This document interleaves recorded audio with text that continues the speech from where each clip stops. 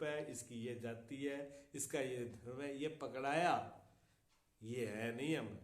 और जब इसके उससे छेड़खानी होती है तो तकलीफ होती है, तब हमारे विचारों में तकलीफ होती है, मन में तकलीफ होती है।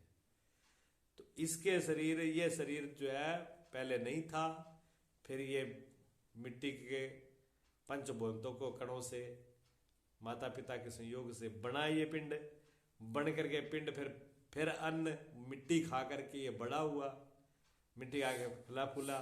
फिर इसकी मिट्टी के अंदर अब कोई चीज बनाओगे तो आपको पता है जो चीज बढ़ती है वो बिगड़ती भी है।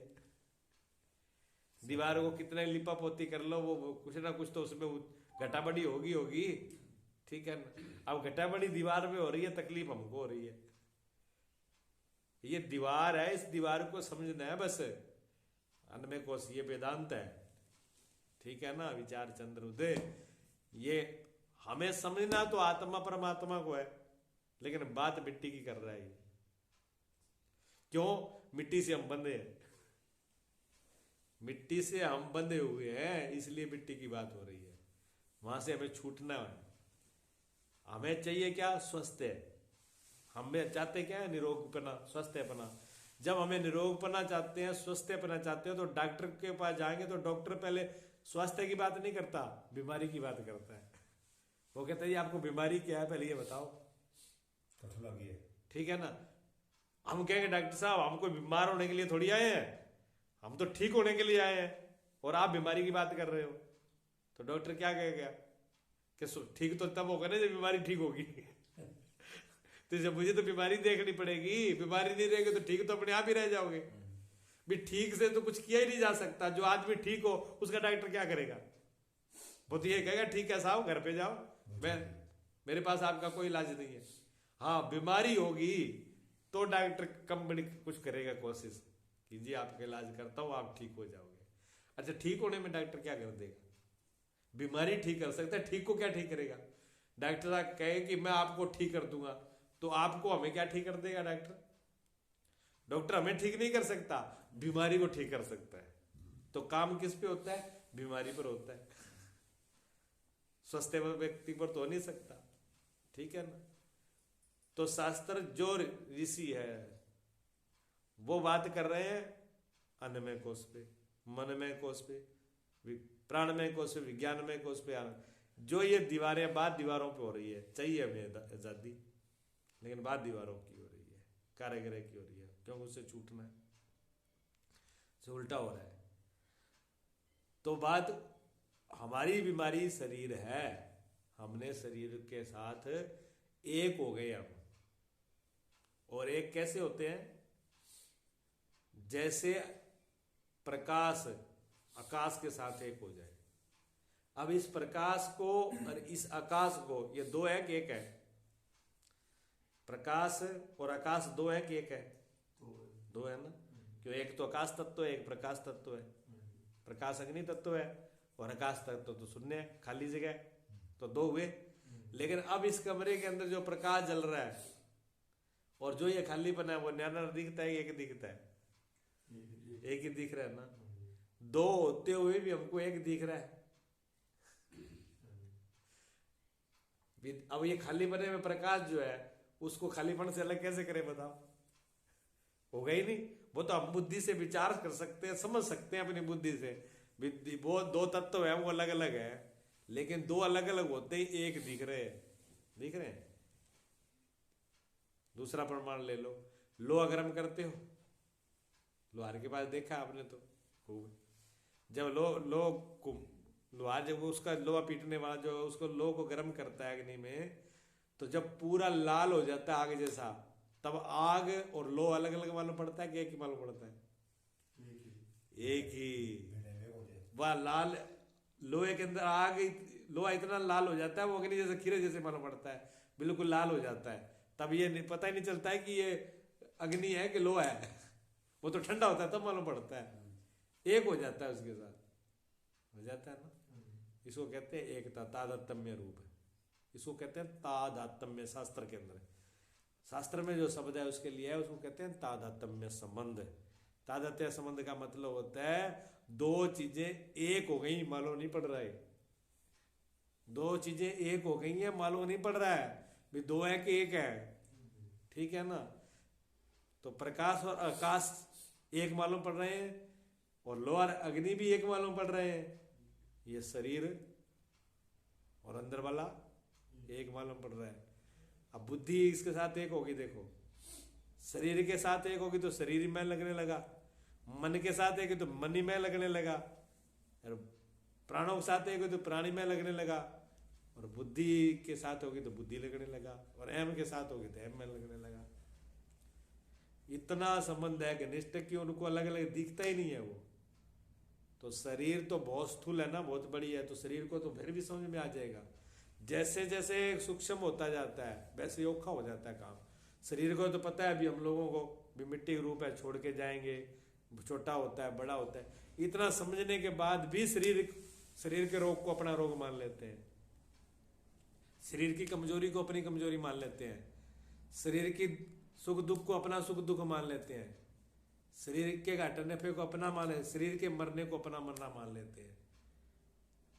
ये इस जीव की सबसे बड़ा अज्ञानता है। उसके बाद आता है प्राण। प्राणों के अंदर तो प्राण भी जड़ है, वही तो है लेकिन प्राणों की बड़ी शक्ति है। मैंने उस दिन भी बताया था भी प्राण में कोष भी छोटा मोटा नहीं है, बड़ा, उसके अंदर एक एक शक्ति भरी पड़ी है। पतंजलि योग में प्राणों की अलग अलग विधि हैं। ठीक है। अष्टांग योग के द्वारा, मतलब योग के 8 अंग हैं, यम नियम आसन प्रत्याहार धारणा ध्यान समाधि प्राणायाम, ये 8 जो अंग है उसके, यम नियम आसन प्राणायाम प्रत्याहार धारणा ध्यान समाधि, ये 8 चीजें पतंजलि योग की हैं। यम भी 5 है, नियम भी 5 है। ठीक है ना। यम जैसे अस्त्य, सत्य, अहिंसा, अपरिग्रह, ब्रह्मचर्य, ये 5 जो है यम में आ जाते हैं। ऐसी 5 नियम में आते हैं। तो यम और नियम, फिर आसन प्राणायाम, ये से क्या होता है, शक्तियों को जागृत किया जाता है। योग के अंदर ये शक्तियां जागृत होती हैं। ऐसे भगवान शिव का प्राणों को लेकर के, श्वासों को लेकर के एक भगवान शिव का शास्त्र बनाया हुआ है। ठीक है ना, जिसको कहते हैं स्वर श्रोध्य। स्वर कहते हैं श्वासों को, शोध मैंने उसका शोधन करना।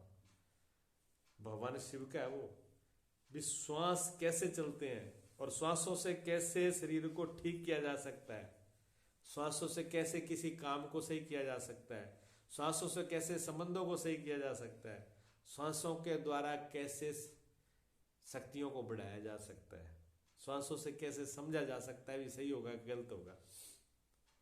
ठीक है ना। 3 नाड़ियां हमारी मुख्य रूप से, उसमें 3 नाड़ी होती है, पिंगला, ईड़ा और सुखमणा। इधर लो तो ईड़ा, पिंगला और सुखमणा, ऐसे भी बोलते हैं। ठीक है। तो सीधे हाथ का जो स्वर है हमारा, ये जो सांस लेने का सीधे हाथ पर जो है, दाहिना जो है, वो पिंगला स्वर है उसको, और इसको सूर्य नाड़ी कहते हैं।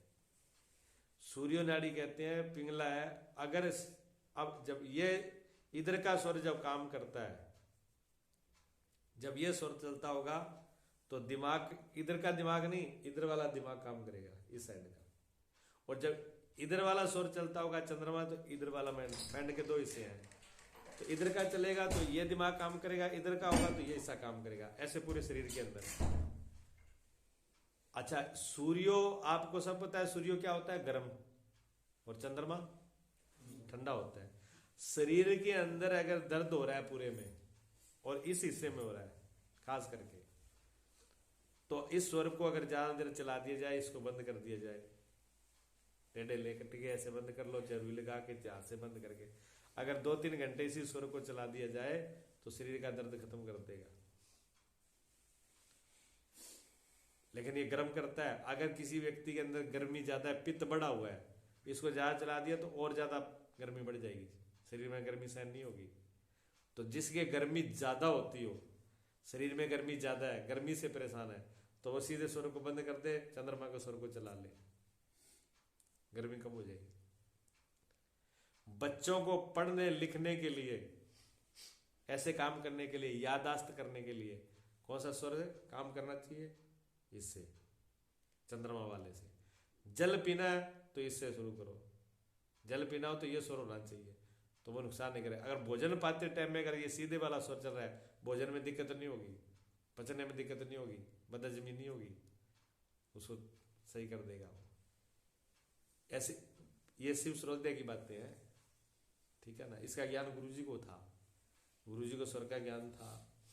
श्रोद्य के बाद कौन आदमी, किस आदमी का काम सफल होगा कि नहीं होगा, स्वर से पता लग जाएगा। स्वर के साथ तत्व भी होता है, तत्व का ज्ञान करने से, पांचों तत्वों का ज्ञान हो और स्वर का ज्ञान हो तो हर कार्य का पता लग जाएगा भी ये काम सही होगा कि नहीं होगा, बनेगा कि बिगड़ेगा। गुरुजी तुरंत देख लेते थे। आपने आके पूछा और गुरुजी ने जवाब दिया, क्यों? गुरुजी को उन चीजों का ज्ञान था, स्वर का भी ज्ञान था और तत्व का भी ज्ञान था। हर तत्व के स्थान अलग अलग है, रंग अलग अलग है, टेस्ट अलग अलग है, गुण अलग अलग है, उनका पूरा ज्ञान होना, कौन सा तत्व कहाँ रहता है और क्या उसका टेस्ट है और क्या उसका रंग है, ठीक है ना। हाँ, और कौन से चक्रों में रहता है, थोड़ा विज्ञान है इसका। लेकिन साधारणता ही विज्ञान ये है कि अगर जैसे कोई आदमी यात्रा पे जा रहा है तो कहते यात्रा पे, छोटी मोटी यात्रा पे जाना हो तो सीधा स्वर चलना चाहिए, वो पैर पहले आगे रखे देरी के बाद। और लंबी यात्रा पे जाना हो तो चंद्रमा वाला स्वर, खब्बा स्वर चलता हो, तब वो उस पैर को आगे रखे उसको जाए।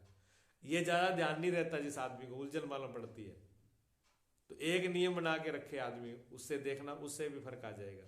बना के देख लेना, एक नियम का उपयोग करके देखना। आप जब भी, जैसे आप माचे बेड पे सो रहे हो, चारपाई पे सो रहे हो, जैसे ही उठते हो, जमीन पे पैर रखते हो, तो पहले ऐसे सांस लेना, आपको मालूम पड़ जाएगा कौन सा सांस कौन सी नाक में से ज्यादा चल रहा है। जिस नाक की तरफ से पिंगला चल रहा है, कीड़ा चल रहा है, दाएं नाक चाइना चल रहा है, कौन सा चल रहा है, जो जिधर का स्वर चलता है उस पैर को पहले नीचे रखो धरती पर, ठीक है। घर से बाहर निकलते हो तो अपनी देहरी से बाहर जो कदम वो रखो जो स्वर चलता हो। आप जिस काम के लिए जाओगे वो काम सफल होगा, आदमी जवाब नहीं देगा। इतने स्वर, इतना करने मात्र से स्वर का फर्क पड़ेगा। छोटे छोटे प्रयोग करके देख लेना।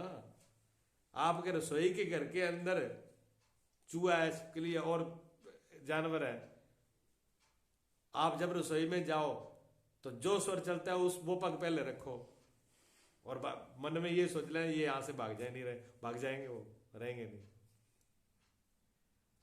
इतना बड़ा फर्क पड़ता है उससे।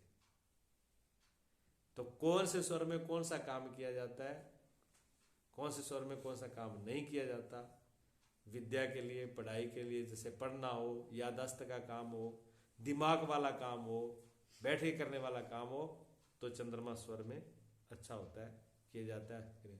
जब मेहनत वाला काम हो, शरीर से काम लेने वाला हो, जैसे भारी काम कर रहा हो, तब ये सूर्य स्वर चलेगा, तो वो काम, थकान नहीं आएगी, काम जल्दी हो जाएगा। और फिर ये तो काम के लिए है, पिंगला और ईड़ा तो समझ आ गई। जो सुखमणा नाड़ी है, सुखमणा किसको बोलते हैं? सुनते तो बहुत, तो वाणियों में बहुत सुना आपने, लेकिन सुखमणा कहते किसको है? सुखमणा इन दोनों के बीच में नाड़ी होती है, ठीक है ना। नाड़ी मैंने कोई अनस या नाड़ी का नाम नहीं है, सिर्फ स्वर जो चल रहे हैं उसी की बात है। जब दोनों स्वर बराबर चलते हो, ये दोनों नाक जब बराबर एक जैसे सांस आता हो, तो उसमें अगर कोई भी आप काम करोगे तो बिगड़ जाएगा, करके देख लेना। अगर दोनों स्वर बराबर चलते हो तब आप घर से किसी काम के लिए चल पड़े, काम नहीं होगा। कभी एडजस्ट करके देखना, वो काम सिरे चढ़ेगा नहीं। क्योंकि सुखमणा नाड़ी में जो है, सुखमणा नाड़ी में सिर्फ एक ही काम होता है, परमात्मा का, संध्या का, ध्यान भजन के लिए होती है। दोनों श्वास जब बिल्कुल शांत चलते हो और बिल्कुल श्वास शांत हो, सांस भी शांत हो और दोनों नाक से बराबर चलती हो, संध्या के टाइम में भी, टाइम में भजन में बैठो, ध्यान लगाओ, पूजा करो, बिल्कुल ध्यान लग जाएगा, समाधि लग जाएगी। सिमरण करने के लिए, ध्यान लगाने के लिए, समाधि लगाने के लिए सुखमना नाड़ी के अंदर किया जाता है। वो सबसे बढ़िया अध्यात्म के लिए, इस रास्ते के लिए सबसे अच्छी है। हाँ, कौन सा तत्व कहां रहता है? जो पृथ्वी तत्व है वो रहता है मूलाधार में, ठीक है। और जल तत्व रहता है स्वाधिष्ठान। मूलाधार मतलब मूलाधार और नाभि, मणिपुर चक्कर नाभि के पास होता है, उसके बीच नाभि से मतलब दो अंगल नीचे स्वाधिष्ठान चक्कर है, यहां रहता है जल स्थान, जल तत्व है। और मणिपुर में नाभि के पास में रहता है अग्नि तत्व, ठीक है ना। और वायु तत्व हृदय स्थान में जहां नाद होता है, और आकाश तत्व ऊपर रहता है, सबसे ऊपर, ठीक है ना। ये अलग अलग इनके स्थान है रखने के। अब वायु जो जल तत्व है ना, जिसके संबंध खराब हो, ये भी उसका स्वर भगवान शिव का जो बताया उसमें है ये, और बहुत लोगों ने इसका प्रैक्टिकल भी किया है। आज बात सामने आ गई तो बता रहा हूं। जिनके आपस में संबंध परिवार में खराब होते हैं, चाहे माता पिता हो, चाहे पति पत्नी हो, चाहे भाई मित्र हो, जो ज्यादा जिनके संबंध बिगड़ जाते हैं, खराब होते हैं, उनका जो है पृथ्वी तत्व और वायु तत्व खराब होता है खास करके।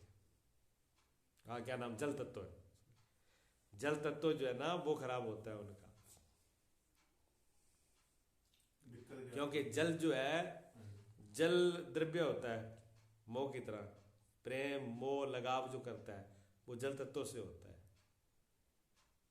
तो उसमें आपस में संबंध बिगड़ेंगे, जब वो बिगड़ेगा तो संबंध भी बिगड़ेंगे। और एक और है, उसका काम और व्यापार भी बिगड़ता है, काम और व्यापार भी बिगड़ेगा। इसलिए उसको जो है पृथ्वी जल तत्व को और जल तत्व को सही करने के लिए उसको योग करना चाहिए, ध्यान करना चाहिए, और नाभि के ऊपर ध्यान करना चाहिए, मणि अग्नि तत्व का। तीसरा जो चक्र है वहां पर ध्यान लगाना चाहिए उसको, ठीक है ना। वहां ध्यान लगाना चाहिए और इसको पेट को सही करना चाहिए। उसका पेट सही नहीं रहेगा। पेट सही न रहने से सिर्फ ये नहीं कि उस आदमी की तबीयत खराब होती है, पेट सही न रहने से संबंध भी बिगड़ते हैं, व्यापार भी बिगड़ता है। इतना बड़ा विज्ञान है इसका, देखो ये उसमें लिखा हुआ है। तो यहां उसको सही करने से और नाभि पर ध्यान करने से वो तत्व सही हो जाता है। और सारी नाड़ियों शोधन करने के लिए, नाड़ी शोधन मैंने कल बताया, लोम विलोम, नाड़ी शोधन जो है लोम विलोम, यादाश्त सही करना, सारे स्वरों को सही करना, सारी नाड़ी को शोध, तीनों नाड़ियों को सही कर देना। जब तीनों नाड़ियां सही होंगे, जो तत्व सही होंगे, तो सारा संतुलन सही रहेगा। इसलिए हर बच्चे को, हजवान को थोड़ा 10 मिनट ये ध्यान जरूर करना चाहिए, बैठ कर, चाहे छोटा हो चाहे बड़ा हो, 10 मिनट जो है लोम विलोम जरूर करना चाहिए। सारी नाड़ियां शुद्ध हो जाती। नाड़ियां जब समझ मन, नाड़ी कोई बिगड़ेगी, नाड़ी जब गर्म हो जाएगी तो शरीर में तकलीफ होगी, नाड़ी ठंडी हो जाएगी। तो वैद्य क्या बताता है? वैद्य हाथ रख के ये तो बताएगा, नाड़ी तो देखेगा और क्या देखेगा। नाड़ी में क्या देखता है वो? नाड़ी में ये देखता है कफ पित्त, 3 प्रकार की नाड़ी है। अब तो मशीन देखती है, ज्ञान तो रहा ही नहीं वैद्य वाला, तो मशीन देखती है। लेकिन मशीनों में भी तो वही देखेंगे ना, ये रोग आया है, ये रोग किससे पैदा हुआ जी? गर्मी से पित्त बढ़ गया, तेजाब बढ़ गया, इसमें गर्मी बहुत है, ये ठंडी दवाइयां दे दो, और ठंडी होगी तो गर्म ठोक दो, बात तो वही आएगी। लेकिन वो मशीन नहीं बता रही है, आदमी में तो अकल रही नहीं। पहले वेदों में था, वेदों का ये ज्ञान था, वेद शास्त्र सब पढ़े होते थे। मैंने कहा था ना, वेद जो पढ़ेगा, वेदांगर भी पढ़ना पड़ेगा, वेदांत भी पढ़ना पड़ेगा, ज्योतिष भी पढ़नी पड़ेगी, तब वेद सही वेद बनेगा ना। राम गोपाल जो गुरुजी के पास रहते थे, उनको वेदांत गुरुजी ने पढ़ाया था। वेद बनने की डिग्री ली थी उन्होंने जोधपुर से उनका सरकारी सर्टिफिकेट बना हुआ था। और वेदांत वो उसमें पास होने के लिए गुरुजी के पास उन्होंने वेदांत पढ़ा, एक बार ज्योतिष पढ़ी और आयुर्वेद पढ़ा, तब वहां से डिग्री उसको उनका ज्ञान हुआ और उनको जानकारी भी थी। मेरे को तो बहुत बार कहते थे, मैं आपको नाड़ी ज्ञान सिखा देता हूँ, ये सिखा देता हूँ, वो सिखा देता हूँ। गुरुजी कहते साधु को ज्यादा इनके चक्करों में नहीं पड़ना चाहिए बीमारियों के, फिर मरीजों में घूमते रहोगे, जिस काम के लिए है वो नहीं होगा। साधु को साधु वाले रखनी चाहिए बस। इसलिए गुरुजी की आज्ञा नहीं थी और मैंने सीखा नहीं, लेकिन थोड़ा बहुत तो बैठते थे उनके पास, तो कहते रंग नहीं बदले तो बुद्धि तो जरूर बदले, कुछ ना कुछ तो असर हो ही जाता है। कुछ चीजों की तो जानकारी बैठ बैठ के आ गई उनके पास में। मेरे को कैसे नाड़ी देखी जाती है, 3 उंगली कैसे, रामगोपाल ने बताया था मेरे को। हाँ, तो मैं इतना तो मुझे पता लग जाता है भी कौन सी नाड़ी चल रही है, बीपी कम है कि ज्यादा है, मैं हाथ रख के, वो थर्मामीटर लगाएगा मैं हाथ रख के बता दूंगा। इतना ज्ञान तो फिर भी मुझे ना सीखते हुई हो गया। पास में बैठे किसी व्यक्ति के पास में जो आदमी काम कर रहा, किसान का बेटा कितना ही ना सीखे तो भी उसको पता है खेती में क्या होता है, टेलर के बेटे को कितने ना समझाओ तो भी बता दे, मशीन तो फिर भी चला ही देगा वो, नहीं तो कैंची जरूर चला देगा। जो व्यक्ति जिसके पास बैठता है उसके बाद कुछ ना कुछ तो गुण उसके आ ही जाएंगे, बचेंगे नहीं। संघ का प्रभाव यही है। संघ का मतलब क्या है? सत्संग का ये मतलब है कि जो चीज जिसके पास नहीं है वो उससे मिलने बिना प्रयास के प्राप्त होने लगे, यही तो संघ है। तभी तो संघ अच्छों का करना चाहिए, बढ़िया करना चाहिए। बढ़िया संग करेंगे तो ये चीजें अपने आप आ जाएंगी। सीधा स्वर चलता हो अच्छाई के काम के लिए, मेहनत वाले काम के लिए, किसी विजयी काम के लिए, मुकदमे के काम के लिए अगर जाना हो तो ये स्वर सीधे वाला चलना चाहिए। और ना चलता हो तो थोड़ी देर ऐसे उल्टे करके लेट जाना चाहिए, 2 मिनट करके देख लेना। जो भी सुर चलता हो उसको चलाओ, उसे उल्टे लेट जाओ, ऐसे टेढ़े हो करके दाहिने लौट जाओ। बाएं वाले चलना है तो बाएं डालो तो दाहिने बाएं लेट जाओ, वो चलने लगेगा। उसके बाद में फिर जैसा जिस तरीके से सांस चल रहा है, जोर से लेना नहीं, खींचना नहीं है, ऐसे हाथ करके देखना, उंगली ऐसे उल्टे हाथ की ऐसे सांस आ रहा है ना, यहाँ तक। अगर वो सांस आपके यहाँ तक लग रहा है, यहाँ तक आपका हाथ आ गया छाती तक, और ये स्वर चल रहा है, आपका काम होगा निश्चित रूप से, कोई रोक नहीं पाएगा उसको, वो काम सिद्ध होगा अगर आप निर्णय करके चलोगे और उसी पैर को आगे रख के चलोगे। छोटे से प्रयोग है स्वर के, ये श्वासों के प्रयोग है। कितने उंगल तक, गुरुजी को तो पूरा ज्ञान था, मैं तो भूल भी गया बहुत सी बातें, क्यों मेरे को गुरुजी ने कहा ज्यादा इस चक्कर मत पड़ना, कहीं इसी में लग जाए, खोरा खट्टी में जो काम करना वो करना ही नहीं, आप कभी सांस में लगा रहे। क्यों मेरे को इसमें पहले बहुत रुचि थी, योग साधन कैसे, प्राणायाम, समाधि, ध्यान, ये रुचि ज़्यादा थी मेरे को। तो गुरुजी बता तो देते लेकिन मना कर देते थे, ये करना नहीं है, रोक देते थे। तो 1 उंगल श्वास में कितनी सिद्धियां होती हैं, 2 उंगल में कितनी, 4 उंगल में कितनी,